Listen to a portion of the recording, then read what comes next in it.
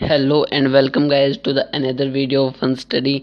और आज हम देखने जा रहे हैं कि बचे हुए टॉपिक्स। तो पहले हम दो वीडियोस और कवर कर चुके हैं पहले के टॉपिक्स के लिए, तो आज बचे हुए टॉपिक्स को कवर करेंगे हम। तो लेट्स स्टार्ट। तो सबसे पहले हम जो टॉपिक डिस्कस करेंगे वो है सोलर एनर्जी। तो सोलर एनर्जी क्या होता है?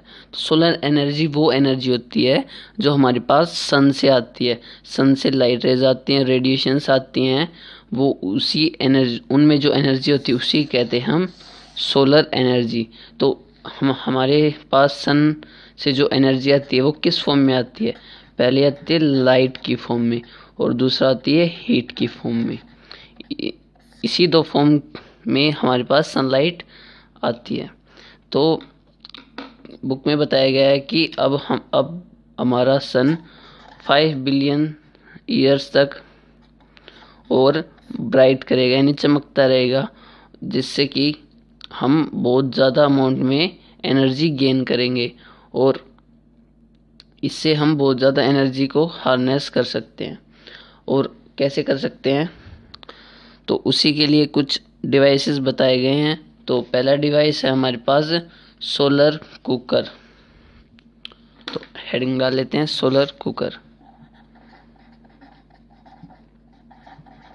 तो नाम से ही पता चल रहा है सोलर यानी सन एनर्जी से कुक करने वाला, खाना बनाने के लिए या फिर किसी भी चीज़ को कुक करने के लिए जो हम डिवाइस यूज़ करते हैं जो कि सोलर एनर्जी बेस्ड होता है उसे हम कहते हैं सोलर कुकर।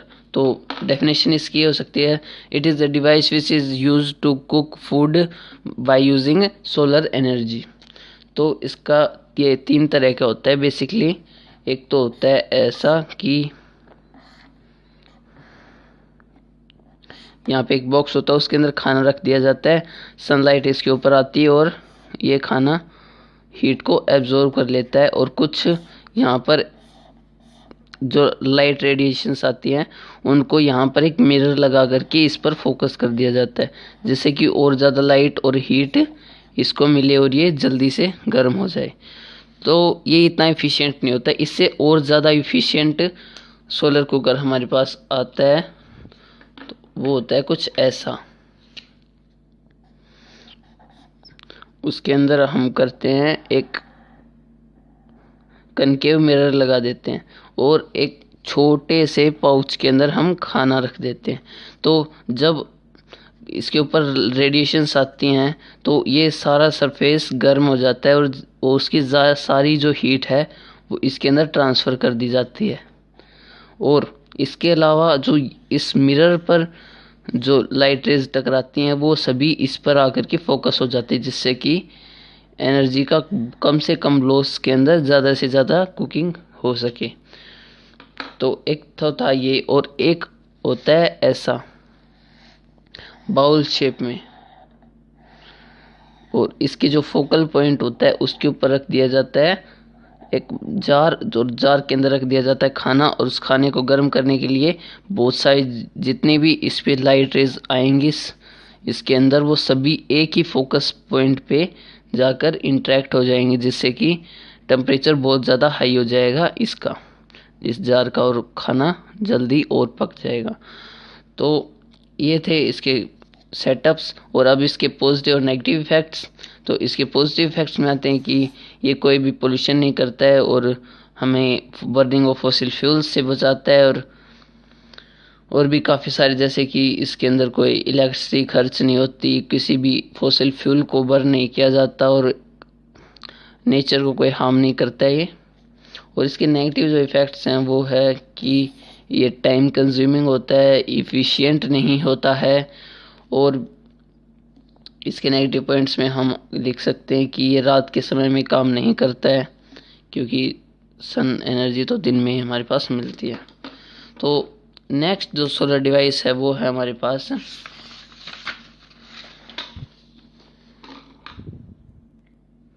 वो है सोलर सेल, जिससे कि हम इलेक्ट्रिसिटी बना सकते हैं। तो सोलर सेल कुछ एक ऐसी प्लेट होती है, फिर सोलर सोलर सेल, या फिर इसको हम बोल सकते हैं सोलर पैनल।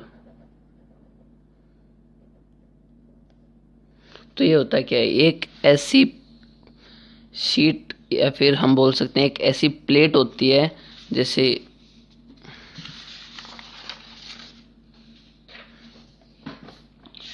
हम यही लगा लेते हैं, तो कुछ ऐसी प्लेट होती है जिसके ऊपर जब लाइट आती है सन से और इसके ऊपर जब स्ट्राइक करती है, तब होता है कि इसके ऊपर जब जब स्ट्राइक करती है तब ये इलेक्ट्रिसिटी, जो सनलाइट एनर्जी आ रही है उसको इलेक्ट्रिसिटी में कन्वर्ट कर देता है। तो solar cell is a device which is used to transform from light energy from sun to the electrical energy. जैसे इसके ऊपर लाइट रेज आएंगी तो ये अपने मैकेनिज्म से उसको इलेक्ट्रिकल एनर्जी में कन्वर्ट कर देगा और हम उसको एक चार्ज कंट्रोलर की मदद से किसी भी बैटरी के अंदर कनेक्ट कर सकते हैं, जिससे कि उस बैटरी के अंदर इसका चार्ज स्टोर हो जाएगा और हमारी इलेक्ट्रिसिटी बन जाएगी। तो इसकी वर्किंग और इसके मैकेनिज्म को आगे देखते हैं हम कि इसके अंदर होता क्या है। तो पहले तो हम देखते हैं इसका डायग्राम। तो डायग्राम में होता है कि एक सोलर कैसे बनाते हैं। तो इसके अंदर एनर्जी कन्वर्जन तो आपको पता चलेगा कि light energy is converted into electrical energy. तो ये होता है इसके अंदर ट्रांसफॉर्मेशन। और जो इसका सेटअप है, इसको कैसे हार्नेस करते हैं, वो है कि एक सोलर प्लेट या फिर सोलर पैनल लगा दिया जाता है, उसको एक चार्ज कंट्रोलर से कनेक्ट कर दिया जाता है।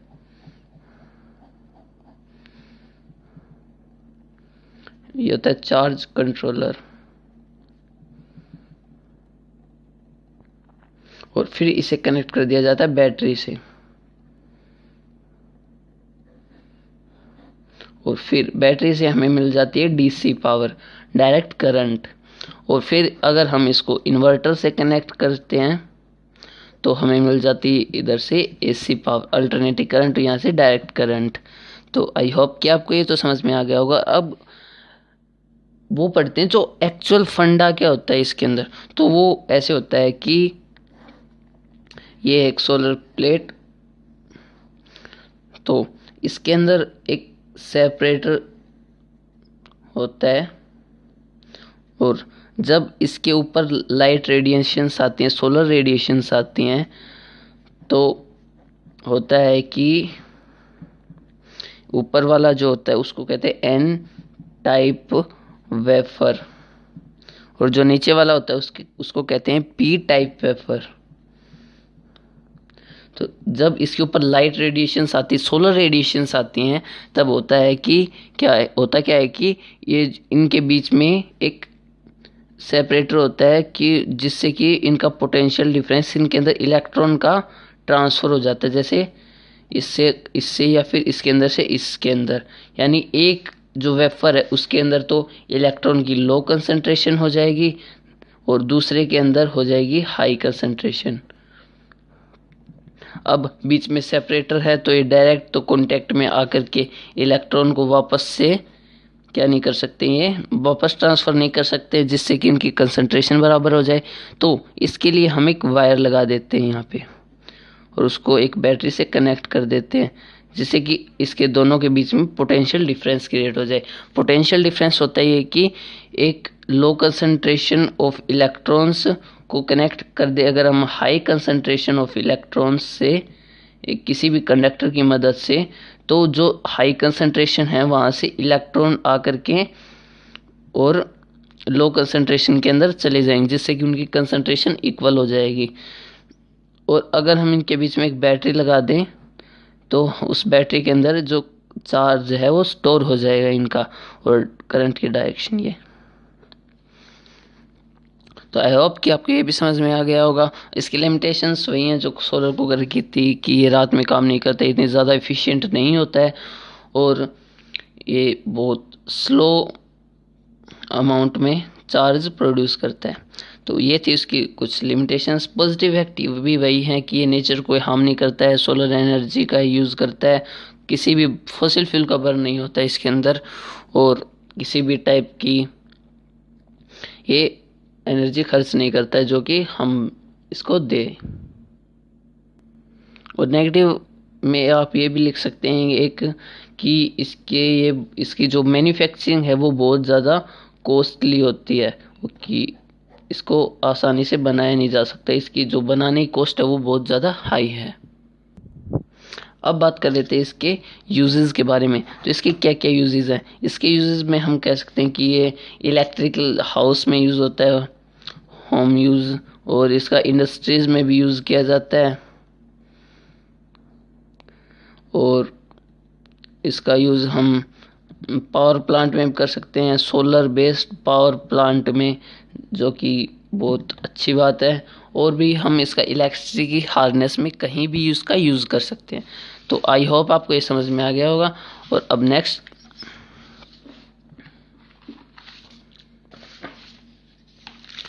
नेक्स्ट देखते हैं हम इसके energy from the C.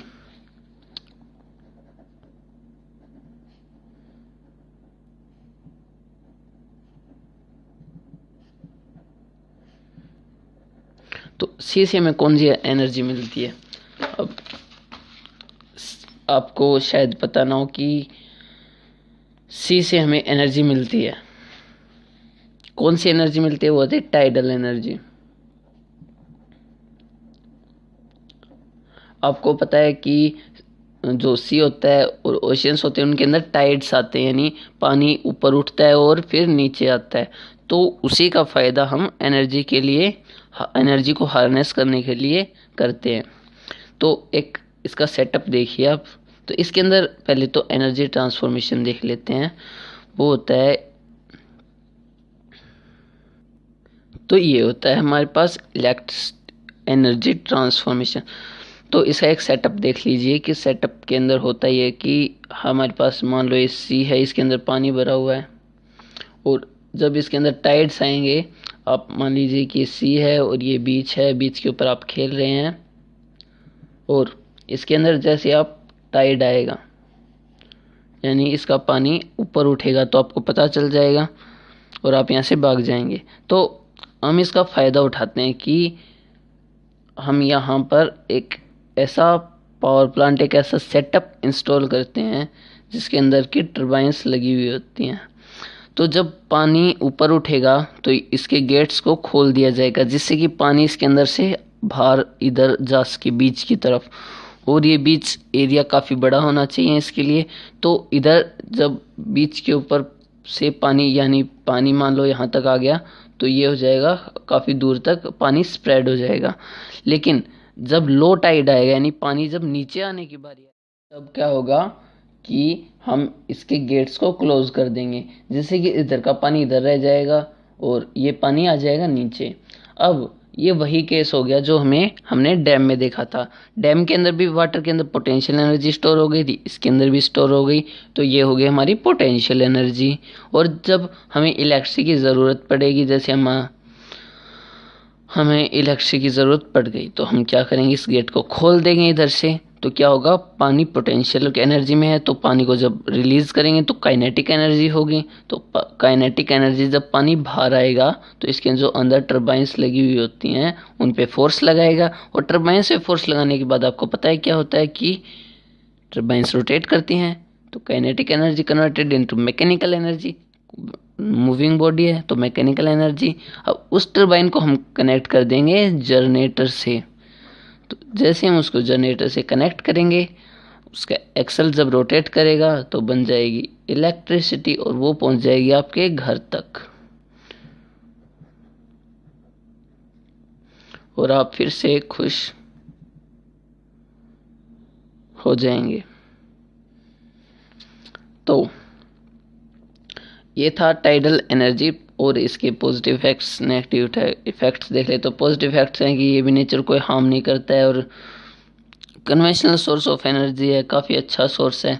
Negative aspects ये हैं कि ये कभी भी, क्योंकि हर समय तो इस एनर्जी का हम यूज़ नहीं कर सकते, क्योंकि समुंदर में जो टाइड्स होते हैं सी के अंदर वो बहुत कम आते हैं, और जब नहीं आ रहे होते तो हम कैसे कर पाएंगे इसको हार्नेस। तो ये भी इसकी एक लिमिटेशन है, और इससे हम बहुत ज़्यादा एनर्जी नहीं बना सकते, तो ये इफ़िशिएंट नहीं होता इतना ही। तो इस प्रकार के कुछ इसके अंदर लिमिटेशंस होते हैं। तो नेक्स्ट जो हमारा टॉपिक है वो है ओशियन थर्मल एनर्जी।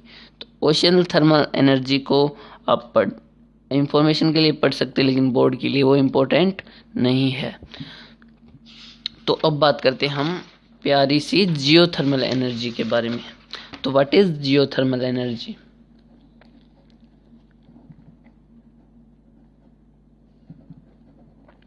तो जियोथर्मल एनर्जी का आप बहुत अच्छे से डायग्राम देख लीजिए।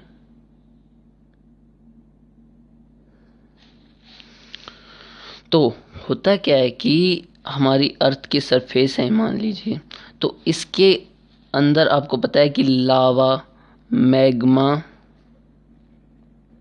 ऐसी चीज़ें होती हैं। जब ये वाटर के साथ इंटरेक्शन करती हैं, यानी मान लीजिए किसी सी के अंदर और ये पास लावा और मैग्मा मौजूद है, तो ये जब पानी के साथ इंटरेक्शन करेंगी तो यहाँ पे एक हाई प्रेशर के साथ स्टीम क्रिएट हो जाएगी, और ये एक हॉट स्पॉट बन जाएगा। और जो ये हम लावा और मैग्मा के ऊपर क्या बन जाएगा, जो स्टीम या फिर गैसेस होती हैं काफ़ी ज़्यादा, उनकी एक बहुत हाई प्रेशर के अंदर हॉट स्पॉट बन जाएगा, यानी बहुत ज़्यादा स्टीम हाई प्रेशर के साथ और भी काफ़ी ज़्यादा हॉट गैसेस, जो काफ़ी ज़्यादा दिन का टेम्परेचर काफ़ी ज़्यादा होता है, वो गैसेस यहाँ पे इकट्ठा हो जाएंगी और उनके अंदर काफ़ी हाई प्रेशर हो जाएगा। जब हम उसको डिटेक्ट करेंगे तो हम यहाँ पे चल के आएंगे और सोचेंगे कि कैसे इसको हार्नेस किया जाए। तो हम इसको ड्रिलिंग करेंगे यहाँ पर, और जब हम ड्रिलिंग करेंगे तो आपको पता है कि हाई प्रेशर के अंदर थी, धरती के ऊपर इतना प्रेशर नहीं है, तो ये क्या होंगी, हाई प्रेशर से लो प्रेशर पर आएंगी। अब क्या होगा कि ये बहुत ज़्यादा काइनेटिक एनर्जी के साथ बाहर आ रही हैं। अब बाहर आ रही हैं तो उसके ऊपर हम और सेटअप लगा देंगे। इसके ऊपर हम कर देंगे एक जियोथर्मल एनर्जी पावर प्लांट। तो उसको प्लांट करने के बाद क्या होगा, मान लीजिए यहाँ से हमने ड्रिलिंग करके गैस निकाल ली। अब यहाँ से जो गैस आएगी उससे क्या होगा, पानी गर्म किया जाएगा और आगे वही फंडा होगा जो कि थर्मल एनर्जी पावर प्लांट के अंदर होता है, और टरबाइंस को घुमा दिया जाएगा इस पानी से, और टरबाइंस को कनेक्ट कर दिया जाएगा एक जनरेटर से, और जनरेटर से बन जाएगी इलेक्ट्रिसिटी, और एक बार फिर से आपके घर तक पहुंच जाएगी।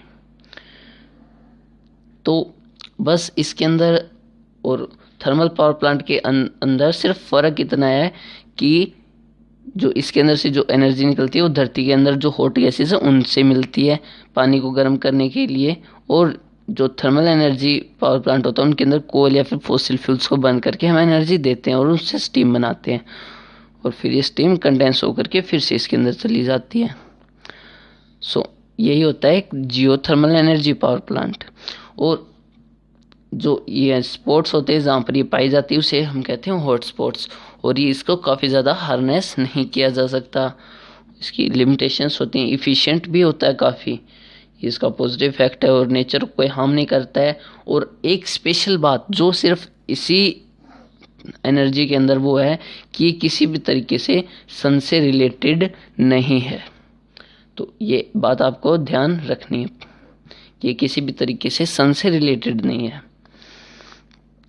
आई hope it's clear to you. और नेक्स्ट हैं इसके लिमिटेशंस और एग्जांपल्स कि ये कहाँ कहाँ पर है। ये मध्य प्रदेश के अंदर है और भी काफ़ी प्लेसेस पर है, जैसे हिमाचल प्रदेश।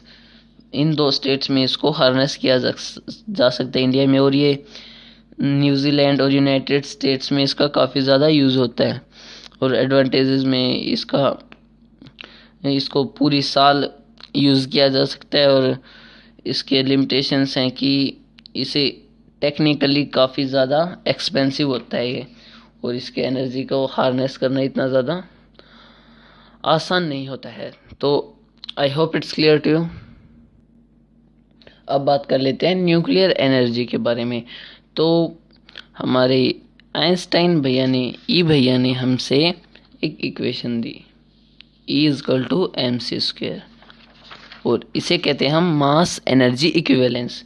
तो यहाँ पे जो C है होता है light of speed in vacuum, जो होती है 3 × 10⁻⁸ मीटर पर सेकेंड, और E होती है एनर्जी और M होता है मास। तो ये इम्पोर्टेंट नहीं है सिलेबस के लिए। सिलेबस के लिए इम्पोर्टेंट है nuclear fission and nuclear fusion.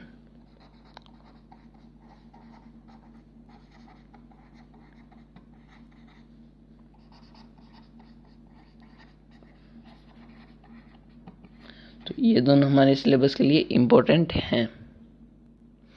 तो जैसा कि नाम से पता लग रहा है न्यूक्लियर फिजन यानी न्यूक्लियस का फिजन हो जाना, टूट जाना। तो इसके अंदर होता है क्या है कि जो एक हैवियर न्यूक्लियस होता है, न्यूक्लियस हैवी एटम का जो न्यूक्लियस होता है, जैसे कि यूरेनियम 235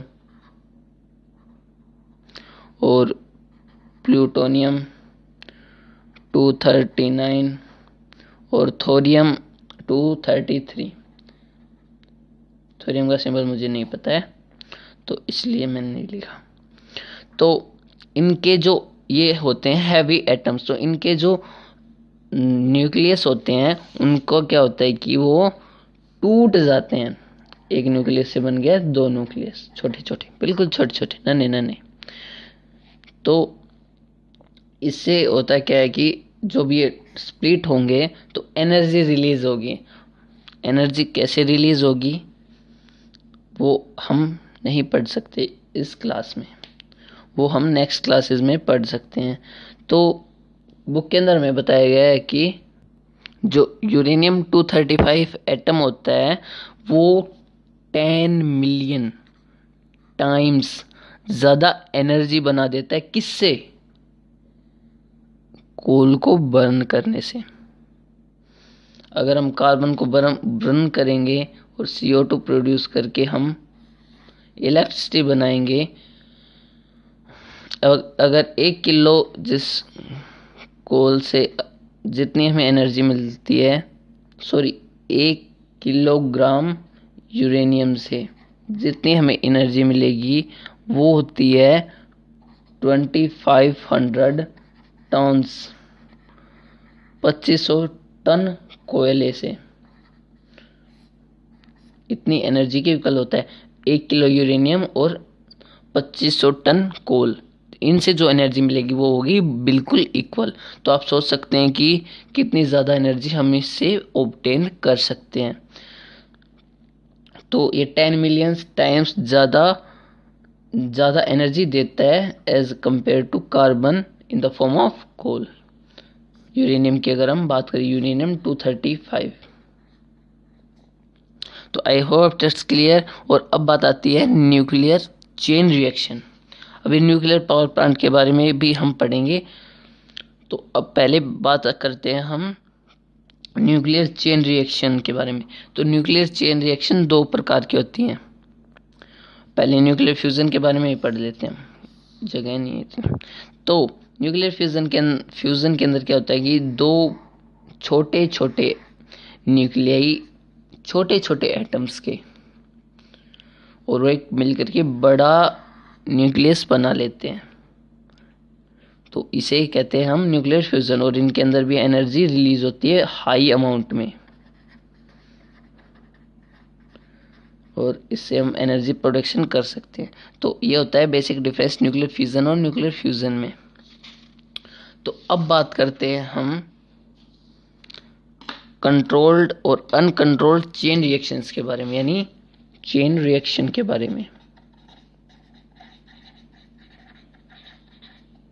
तो चेन रिएक्शन के बारे में हम बात करते हैं तो इसके अंदर आती है हमारे पास 2 रिएक्शन। एक होता है अनकंट्रोल्ड चेन रिएक्शन और दूसरा होता है कंट्रोल्ड।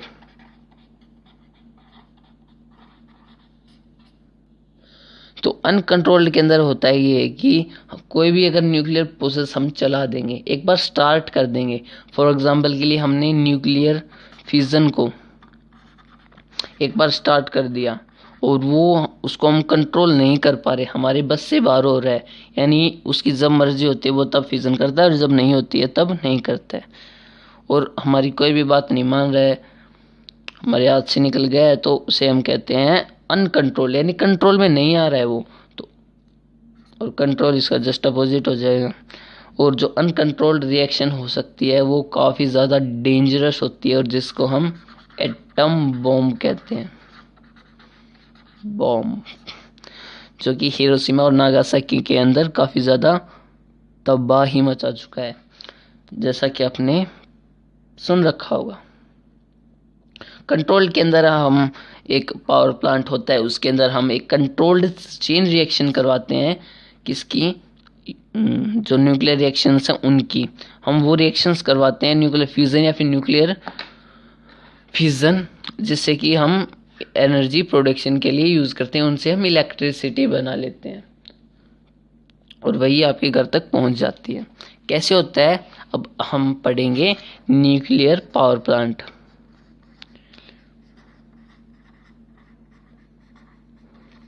तो जो न्यूक्लियर पावर प्लांट के अंदर जो रॉ मटेरियल होता है, यानी जो फ्यूल होता है, वो यूरेनियम और थोरियम, अपने पहले मैंने बताया, तो उसको उनके अंदर जो एनर्जी होती है उसको हम कहते हैं न्यूक्लियर एनर्जी, के अंदर होती है न्यूक्लियर एनर्जी। और जो कोल, फॉसिल फ्यूल्स, पेट्रोलियम, इनके अंदर होती है वो होती है केमिकल एनर्जी। तो इसके अंदर होता है कि न्यूक्लियर एनर्जी को कन्वर्ट करते हैं हीट एनर्जी के अंदर, और हीट एनर्जी कन्वर्ट होती है फिर काइनेटिक एनर्जी के अंदर, और काइनेटिक एनर्जी कन्वर्ट होती है फिर किसके अंदर, मैकेनिकल एनर्जी के अंदर, और जो मैकेनिकल एनर्जी होती है वो कन्वर्ट होती है फिर इलेक्ट्रिकल एनर्जी के अंदर।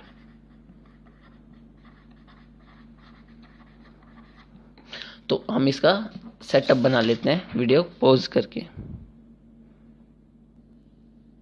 तो ये होता है न्यूक्लियर पावर प्लांट का सेटअप। तो इसके अंदर हम डालते हैं मॉडरेटर,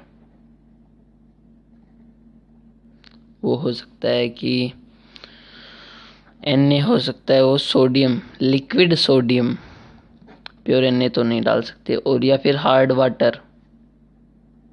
हार्ड वाटर का फॉर्मूला आता है H2O2, हाइड्रोजन परऑक्साइड।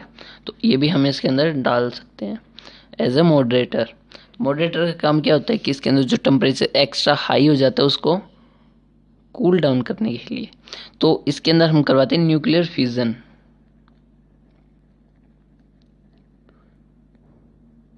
क्योंकि न्यूक्लियर फ्यूज़न तो हम करवा नहीं सकते, वो आप देख सकते हैं कि सन के अंदर हम तो नहीं, लेकिन अपने आप हो रहा है, वो सन के अंदर हो रहा है, वो होता है न्यूक्लियर फ्यूज़न।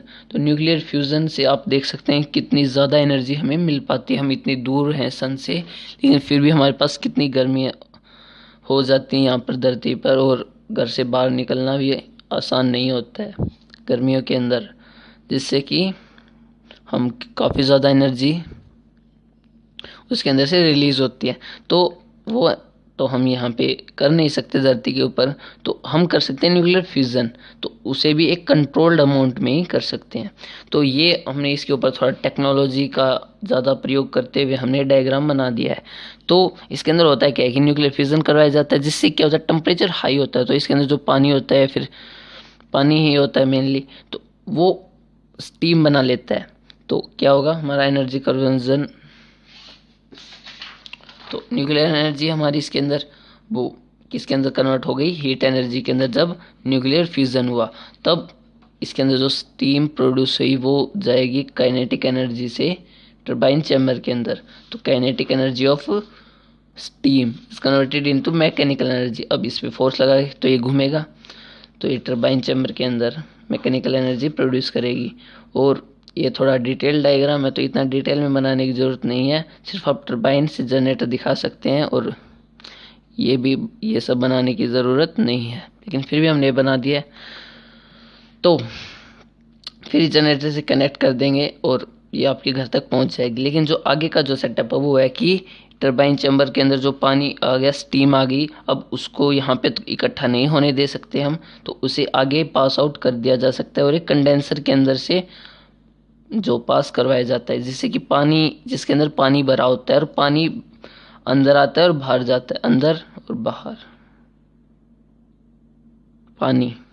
तो पानी यहाँ पे ठंडा पानी इसके अंदर डाला जाता है और गर्म पानी बाहर निकल जाता है। ठंडा अंदर पानी डाला जाता है और बाहर गर्म होकर निकलता है पानी। तो पानी क्या होगा, तो ये जो पानी है ना, जो इसके अंदर स्टीम जिससे आई है स्टीम बन करके, तो इस स्टीम के अंदर क्या होगा, कंडेंस हो जाएगा और कंडेंस होगा तो एक पंप के ज़रिए मतलब जो स्टीम फॉर्म में था वो लिक्विड फॉर्म में आ जाएगा और पंप से फिर से इसके अंदर पहुंचा दिया जाएगा, जिससे कि वाटर लॉस नहीं होगा और फिर mechanical energy converted in electrical energy by generator. तो आई होप कि आपको ये भी समझ में आ गया होगा। अब है इसके एडवांटेजेस और डिसएडवांटेजेस। तो इसके एडवांटेज यानी पॉजिटिव इफेक्ट्स, तो इसके पॉजिटिव इफेक्ट्स के अंदर हम कह सकते हैं कि ये इफ़िशियंट होता है, काफ़ी ज़्यादा इफ़िशियंट होता है। वैसे मैंने बताया था कि 1 kg हम यूरेनियम 235 से इतनी एनर्जी बना सकते हैं जितना कि 2500 टन कोयले से बनती है, कार्बन से। तो आप देख सकते हैं कि कंपेयर करके कितनी ज़्यादा एनर्जी इसके अंदर से निकलती होगी। तो इसके नेगेटिव इफेक्ट्स ये हैं कि जो यूरेनियम है वो आसानी से अवेलेबल नहीं होता है, नहीं तो हम जगह जगह पर ये कर सकते हैं। और इसका दूसरा नेगेटिव इफेक्ट ये है कि इसको हम एक सेफ़ तरीके से यूज़ करना चाहिए हमें, क्योंकि हम इसको एक सेफ़ तरीके से यूज़ नहीं करेंगे और ये जो रिएक्शन है वो हम अनकंट्रोल्ड हो जाएगी हमसे, तो वो काफ़ी ज़्यादा तबाही मचा सकती है। और इसका जो रेजिड्यू होता है न्यूक्लियर फिजन कंप्लीट होने के बाद, वो रेडियो एक्टिव होता है और वो नेचर को हार्म करता है, इसलिए उसका डिस्पोजल भी आसानी से नहीं होता है। उसको हम कई हज़ार मीटर, हज़ारों नहीं लेकिन कई फीट अंदर धरती के अंदर उसको गाड़ देते हैं, जिससे कि फिर भी उसकी जो रेडिएशन है वो कई सालों में जा कर के ख़त्म होती है। तो आई होप कि आपको एक समझ में आ गया होगा। अब आते हैं न्यूक्लियर, इसके कॉन्सिक्वेंसेस, इन्वायरमेंटल कॉन्सिक्वेंसेस। तो इन्वायरमेंटल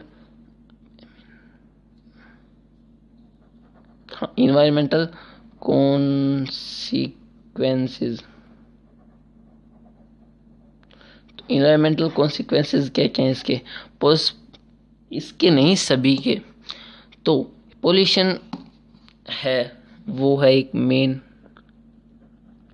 कॉन्सिक्वेंस। तो पोल्यूशन फॉसिल फ्यूल से होता है और काफ़ी ज़्यादा जो इनके अंदर एनर्जी प्रोडक्शन के अंदर काफ़ी ज़्यादा पोल्यूशन होता है। कौन कौन सा होता है, सॉइल पोल्यूशन होता है, किससे होता है, जो न्यूक्लियर पावर प्लांट से होता है, और भी न्यूक्लियर पावर प्लांट से ही हो सकता है और तो किसी से नहीं हो सकता। और एयर पोल्यूशन तो बहुत ज़्यादा होता है, न्यूक्लियर से भी होता है, और ये तो सभी से होता है जो कि फॉसिल फ्यूल से होते हैं, जो पावर प्लांट्स फॉसिल फ्यूल पर बेस्ड होते हैं। तो वीडियो काफ़ी ज़्यादा लंबी हो गई और ये तो नॉर्मल सी बात है कि आप आसानी से पेपर में लिख सकते हैं इन्वायरमेंटल कॉन्सिक्वेंसेस को, और हमें हमारी इंक्रीजिंग डिमांड ऑफ एनर्जी को कन्वेंशनल सोर्सेज पर आधारित करना होगा, जिससे कि हम यूज़ कर पाए उनको, काफ़ी ज़्यादा अगली जनरेशन भी यूज़ कर पाए। और ऐसे अगर हम इन फॉसिल फ्यूल्स को यूज़ कर रहे हैं, कोल, पेट्रोलियम, तो 200, 250 या फिर 300 सालों तक ही चल पाएगा मुश्किल से, जो कि बहुत कंपेयर्ड, एवरेज ह्यूमन 60 साल तक जीता है। तो आपकी 5 जनरेशन ही इस तक 5 जनरेशन ही इसके सारे जी पाएंगे। तो हमें अल्टरनेट सोर्सेज का यूज़ करना चाहिए, बस यही है इसके अंदर। तो ये चैप्टर यहीं पे ख़त्म होता है, और जो कर सकते हैं वो कर लेना, लाइक सब्सक्राइब वगैरह। तो thanks for watching this, thanks, okay bye.